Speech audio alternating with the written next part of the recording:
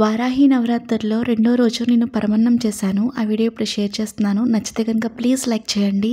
ఏదైనా మందపాటి గిన్నెలో 1/2 లీటర్ దాకా పాలు వేసుకోవాలి. నేను ఇక్కడ ఆవు పాలు వేసుకుంటున్నానండి. మీ దగ్గర లేకపోతే గేదె పాలన్నా మీరు వేసుకోవచ్చు.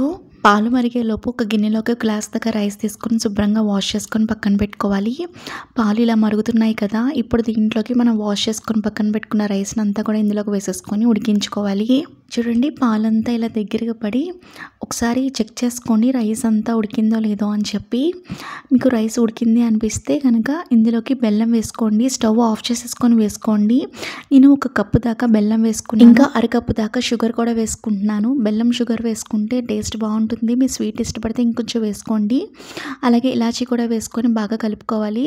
స్టవ్ ఆఫ్ చేసుకున్న తర్వాతే ఈ 2 వేసుకోండి. వేడి మీద బెల్లం ఇంకా షుగర్ అనేవి 2 కూడా కరిగిపోతాయి ఫాస్ట్గా.